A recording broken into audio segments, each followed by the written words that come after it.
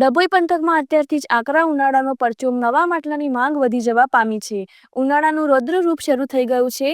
એપ્રિલ-મે માસમાં પડી એવી ગરમી માર્ચથી જ શરૂ થઈ જતા એપ્રિલ માસમાં ગરમીનો પારો ક્યાં જઈને અટકશે ની ચિંતા લોકોમાં જોવા મળી રહી છે. હાલ બજારમાં નવા માટલાની ઘરાકીમાં ભારે તડાકો જોવા મળે છે. ગરમીનો પારો વધતા જતા જનજીવન ડામાડોળ કરી નાખેલ છે.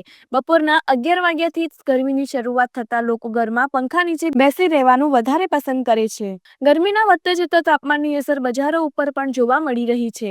બપોરે નગરના બજાર સુમસાન લાગે છે. ગ્રામ્ય વિસ્તારમાંથી નગરમાં ખરીદી કરવા આવતા લોકો બપોર પહેલા જ રોજિંદી વપરાશની વસ્તુઓ ખરીદીને ઘેર ભેગા થઈ જાય છે. નગરના કેટલાક દુકાનદારો પણ દુકાનમાં પંખાની નીચે લાંબી ખેંચી દઈ મીઠી નીંદર માણી લેતા પણ જોવા મળે છે. મજૂરિયાત વર્ગ દુકાનના ઓટલા ઉપર કાં તો છાયડામાં બેસી મીઠી નીંદર ખેંચી લેતા હોવાનું પણ જોવા મળે છે.